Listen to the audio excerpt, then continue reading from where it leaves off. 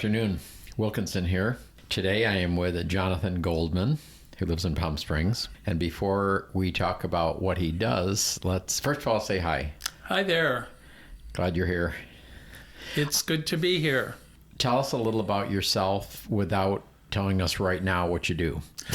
I am Brooklyn born and bred. I went to graduate school in Boston and then moved out to San Francisco for a year, and then Jersey Shore, and then Philadelphia for another graduate program, and was recruited for work in Chicago. The coldest day I've ever spent was that winter in Chicago. Decided, and eventually moved back here to San Francisco, where I lived 30 years, and now I've been enjoying Palm Springs for 10 years. And what did you study when you went to school? In Boston, I actually am trained as an optometrist.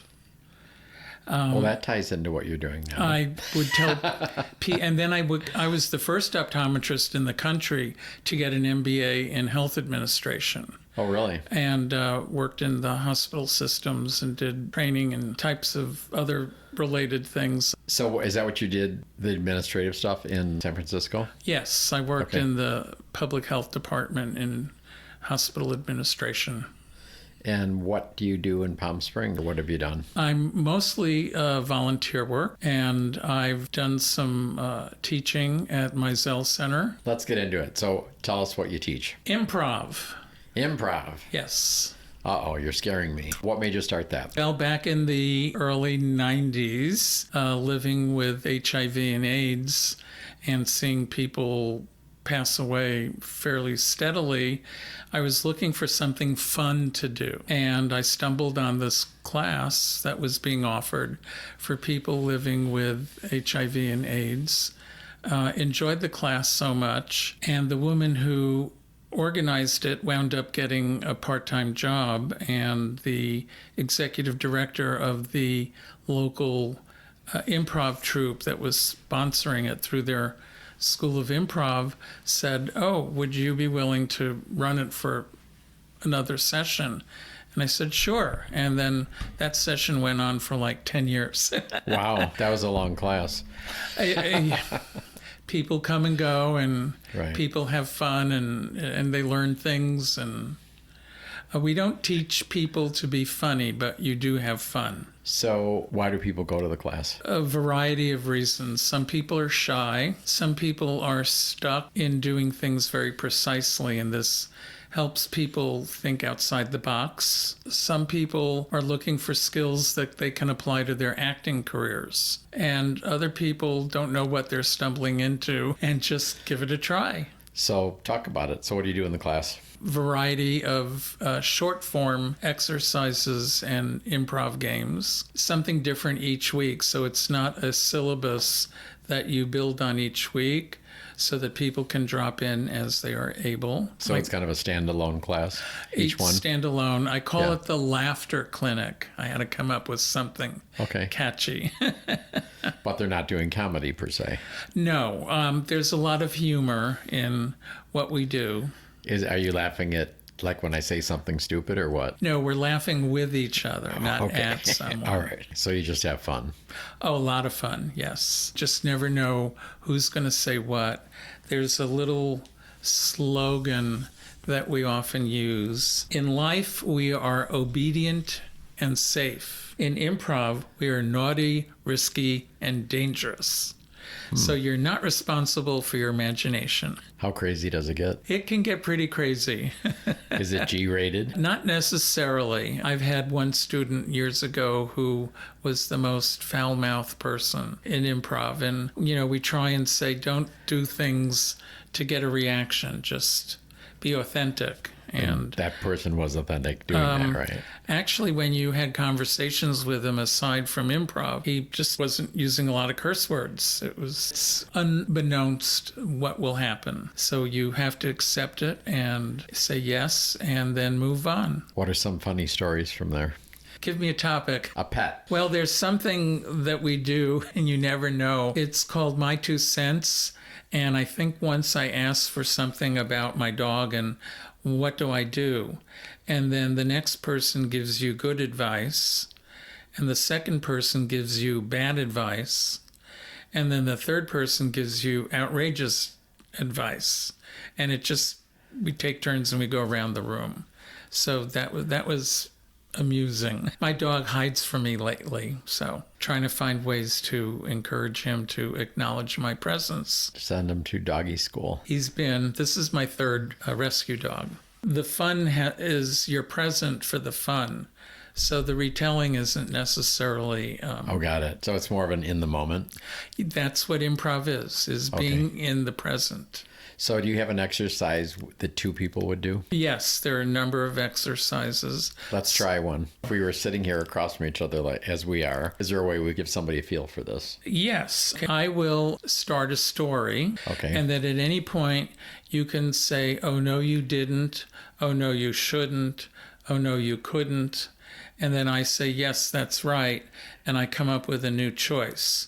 So while the story starts linear, all of a sudden it starts twisting and curving, and you never know where it's going to go. So you put like a roadblock or a detour sign. Detour, yes. Yeah, detour sign. And you accept the detour and move forward. Is there a subject or a topic you'd like me to... I was not hitting any home runs on what I just came up with, so it's going to be up to you. I'm single. I'm still looking. I have found living in Palm Springs to validate my being an older gay man. I'm not invisible like many. Oh no. Well, yeah. Sometimes people just aren't even aware of my existence, and so sometimes I have to tap dance to get their attention. Oh, no, you don't.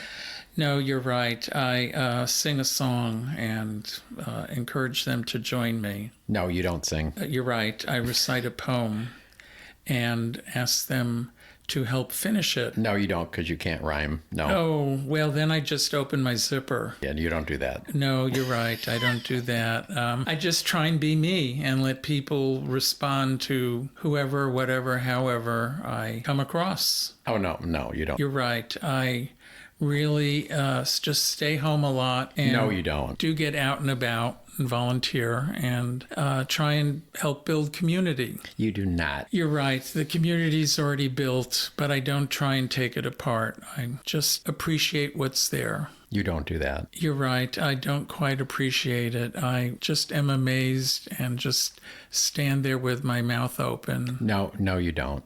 No. You're right. I'm sorry. I don't just stand there with my mouth open. I actually try and look someone in the eye and say, so tell me about yourself. No, you don't say that. No, I have them tell me about myself and let them come up with who they think I am. No, they don't. Oh, you're right. Okay, I think we got the idea. Okay, so what do we accomplish by doing that? Well, dissect it a bit. You're seeing me come up with new choices, accepting the offer that you've made, and so you always agree with what they say. Yes, and then you're right. And then you go on to something else. For that particular game, yes. Okay. You agree and come up with a new choice, and then move forward. So let's reverse it and see how I do on that, since I've never done any of this. Oh, okay. I would start a story. Well, right? let me start something different. Okay. Oh, you're going to throw me another curveball. Yeah. Okay, fine. This is called Spelling Bee. This is not good. I don't like the idea. Where I will give you a made-up word. It's not a real word. Not a real word. Okay. And then I'll ask you to spell it. And because it's a made-up word, however you spell it is correct. And then you define the word. I have to spell it and define it. Yes, and then use it in a sentence. Oh boy, we're getting complicated here. No, it flows nicely. So how about the word glurnkle? Gleran kill. That's correct. Do another one. How about the word fanuku? Fanuku? Fanuku is Fanukou. I came back in the house to pick up my fanuku. Okay, but what's the definition? A fanuku is an X-rated object that I can't discuss on here. Fine. And does it come from the Old English or French, or what's the root of the word? I think it's somewhere in South America. Aha. Okay. So that's just an exercise, Okay. getting in touch with your imagination. All right. And saying it, anything said with conviction is correct. Okay. Well, that would be helpful in life, huh? Because people would just believe what you're saying. That's why con men make careers out of fleecing people. Politicians. Yes, and politicians. If you yell loud enough, it's true. Well, look at who was president and called his opponent a crook, and it sort of stuck, even though it wasn't true. You say something often enough, and okay, we don't need to go there. Right. So what do you personally get out of the class? Just seeing people enjoy and have fun. And every once in a while we get a student who comes in that's shy and reserved, and just seeing them open up and become more confident and outgoing is rewarding. I have also done intro to improv resorts, on a ship for a group, for retreats. So like on a cruise ship? Yeah. I was just going to say we need to get you a job on a cruise ship. I was just thinking that. Well, you see, that's one of the issues. You don't see many improv troops able to perform because anybody who produces a show wants to see the product. They want to know what the content is, yes. right? Yeah. And so you really have to have a good video and lighting and sound and to give them an idea, but that's not going to be what they're going to get. That was just something that already happened. So actually it's a desert here, in the desert, as far as improv goes. So what's the makeup of your people coming to your class? Are they, I mean, you're in a gay community. I mean, it's largely gay. Well, are a lot of your people LGBT or? No, actually, there are more women. There are some men that come to class. You never know who's going to turn up. I don't require RSVPs, so I come prepared with different types of games and exercises for different number of people, and depends on their energy level on whether they're going to do stuff standing and getting involved, moving around, or they would just want to sit in a circle. So if they all just want to sit in a circle, then you say to yourself, oh, I have a problem. No, I have different things that work well in circles. We try and impart, or I try and impart, in improv, success is measured from the attempt, not the final product. So the fact that you give it a try, your success. Okay, I could do that. Very much so. One of the fun things we do in class is I copied from the American Film Institute many of the 100 famous lines from movies. And so we give people index cards upside down, and they flip it over and they deliver the line from the movie to the next person. And the next person can choose to respond in character if they know it, or however they want. And then as a little dialogue goes back and forth. So you just throw the famous line at them? Yes, like, I'll have what she's having. Ooh, we all know what that one is. Mm-hmm. That was a great movie. One of the other things we say is to go into the cave, the unknown. And people show up for class and they really don't know what's going to happen. And I said, you've just gone into the cave. But if you think about it, that's what life is like. You think you know what you're going to do today when you wake up, but it may not happen that way. So you just embrace it and go forward, as opposed to people that are stuck with one foot nailed down and they just run in a circle. This helps break them out of that. I have done improv now for about 25 years, and my coaches in San Francisco at this point now have done improv for over 35 years. And many of them are working actors and get paid very nicely. Have you done any acting? Well, I like to say reacting. I made friends with a fellow I met here at a pool party who's a working actor, and he was in a scripted internet short form series, and he said, oh, we've got an extra role for you. So I said, great, and I showed up in Hollywood and delivered my lines, which were few, and it went well. I decided I wasn't going to get a SAG card. Is that in some movie? It's called Child of the 70s. and I'm in episode 5 of season 2. What was your line? Quiet, we're trying to listen. It was in a movie theater. Wow. That was one line. Okay. Another line was we were watching The Godfather 2. Shush, Fredo's about to get knocked off. How long did you study for those lines? I got the script a week ahead, and, it was just knowing where and when I was going to say it. It was fascinating because I'd never taken part in a film, and so just seeing how they do the close-ups and over the shoulder and went very well. It was a good episode. I've done in college a little bit of acting, but nothing. I don't think of myself as an actor. I'm thinking there's something with game shows. What is that?